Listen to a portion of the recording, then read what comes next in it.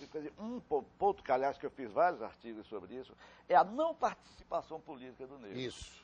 O negro não vota no negro. Pois é. Porque uma cidade de Salvador, que tem 51%, mais de 51% da população negra, 51% é a população nacional, já deveria ter um prefeito negro e nunca teve. Claro, pois é. Nunca teve um prefeito. Por que, que o negro não vota no negro? Por que, que o negro não tem uma representação na Assembleia Legislativa muito maior? Sobral, então eu acho o seguinte, não me interrompe, rapidinho só. Eu acho que se preocupa mais com o aspecto cultural, com o aspecto do que a África trouxe para da música, da arte, e não se preocupa com o problema político, o problema da representatividade para lutar exatamente por esses direitos que o negro tem. Então você vê uma representação da Assembleia Legislativa, e mesmo nas câmaras municipais da Bahia, muito pequena em relação à população negra. Essa falta de politização também colabora muito para a manutenção desse status quo. Mas olha bem, vamos pensar o seguinte, eu também particularmente acho que os governos em geral poderiam fazer mais do que está fazendo. Mas eu não posso deixar de admitir, de 2003 para cá, nós tivemos várias política pública para a população negra. E foi no governo do presidente Lula que nós conseguimos instituir um organismo nacional, um conselho nacional. No governo do presidente Lula que nós tivemos uma lei 10.639 que trata da história do ensino da África, que tem a política nacional de saúde da população negra, que foi construída uma lei que trata de povos e comunidades tradicionais, preservando valores culturais históricos dos quilombos e dos terreiros de candomblé. Quer dizer, eu não posso deixar de admitir que também nesse governo a gente tem conseguido um espaço político.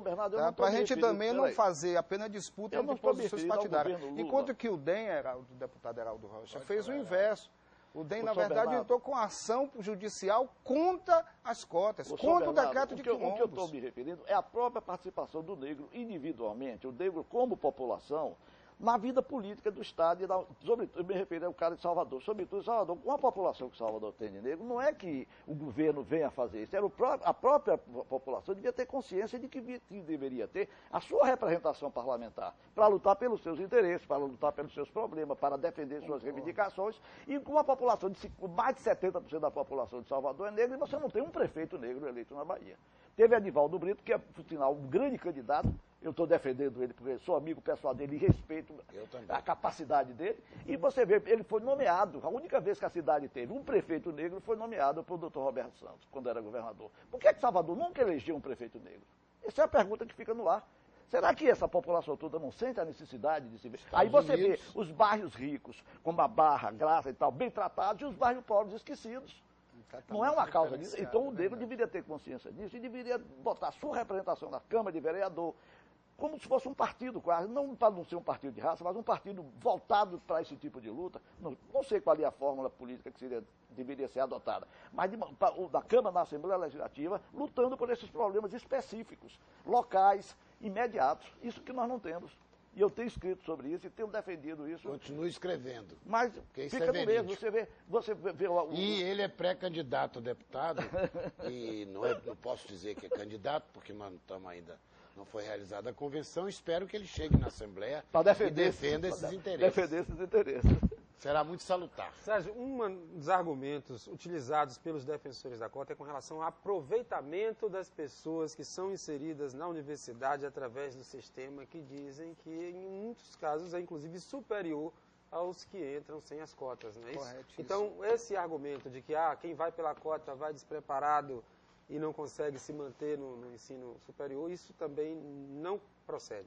Na verdade, a gente tem, nos últimos anos, Robson, desmontando fantasmas, né? Por quê? Porque se atribuiu a essa política um conjunto de limitações que a gente está observando que ela não está se dando desse modo. Essa história, por exemplo, de que poderia haver um incremento de um ódio racial, ou até num convívio no interior da universidade, isso não se deu, é o inverso. Um atraso do andamento do curso. De forma alguma. Os estudantes cotistas, até porque eles estão querendo pegar aquela oportunidade como uma oportunidade da sua vida, ele se dedica mais, ele estuda mais. Eu vi uma matéria na Folha de São Paulo dizendo exatamente isso. Que os estudantes cotistas saíram muito bem. Agora, vamos discutir o seguinte. A universidade não é um espaço de diversidade de conhecimento? O que está se dizendo também, que o que está se saindo de estudos, de pesquisa, de produção de conhecimento, está mais diversificado, porque as pessoas também levam a sua história de vida para dentro da universidade. Levam a sua experiência do seu terreiro, do seu quilombo, do seu bairro popular, da sua cultura. Quer dizer, a universidade ela se tornou mais plural porque ela está discutindo com pessoas que estão discutindo mais a sua vida.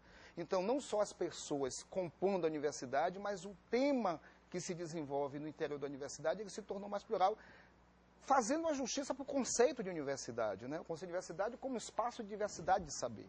Então, nós estamos percebendo o seguinte: qual é a política de desenvolvimento do Brasil? Passa, inevitavelmente, pelas ações afirmativas, quando ela confere essa aplicação da diversidade no Brasil. Então, nós estamos ganhando, nós temos um outro Brasil hoje, porque nós conseguimos hoje também ter uma diversidade muito maior. E que se nós dissermos assim, olha, nós queremos desenvolver o Brasil para os próximos 30, 40 anos, inevitavelmente, eu tenho falado isso, fiz um artigo recente sobre isso, sobre o PAC da igualdade. Nós temos PAC para tudo. Eu diria, então, deputado Heraldo e Sobral, que nós precisamos discutir também o PAC da igualdade racial no Brasil. Lula que vai fazer. Pois é, mas todos, sim, não tenho dúvida, não tenho dúvida. A responsabilidade do presidente da República, ou da presidente da República, a responsabilidade do governador do Estado, a responsabilidade de todos nós, de instituirmos um grande espaço de desenvolvimento onde todos tenham acesso igual à riqueza, que é o que, infelizmente, ainda não acontece em nosso Estado. Deputado, com relação a essa audiência pública que já aconteceu no Supremo e essa decisão que está sendo aguardada com grande expectativa, qual é o seu palpite? Olha, inclusive foi o atual presidente do TSE que declarou isso, Lewandowski, que em entrevista a jornalistas disse que o tema esse ano poderá ser votado, mas é um ano eleitoral. Em ano eleitoral, e aí vão 5 mandatos, né, que eu tenho, que o povo me conferiu, é muito difícil você votar projetos polêmicos. Muito difícil. Ninguém quer se comprometer. Ninguém, não é? Então, nós temos um ano eleitoral, o presidente do STF, que é do Supremo, que é o relator, e que agora assumiu a presidência, dá essa declaração, inclusive eu tenho aqui, retirado do STF, do Supremo, através da internet, né, que é hoje nosso grande centro de estudos, depois que deixamos a universidade. Ele diz isso, que houve uma audiência pública, onde tiveram vários, o tema foi discutido, é um tema contraditório, que não chegaram a uma conclusão. Então, eu acredito muito difícil, não é que eu não deseje que o Estatuto, que já se caminha por 10 anos, e que é um compromisso do presidente, Lula, a aprovação do Estatuto e a aprovação das cotas, que isso seja votado. Mas creio que deve haver o que vocês estão fazendo na TVE e que nós vamos fazer na Assembleia, e desde já vocês, tanto você quanto o Sobral, já estão convidados por nós para participarmos de um debate sobre esse tema que eu acho bastante relevante. Sobral, uma das declarações que causou maior polêmica lá na audiência pública foi a do senador Demóstenes, de Goiás, que falou público, hein? Com relação à culpa dos negros, com relação à escravidão,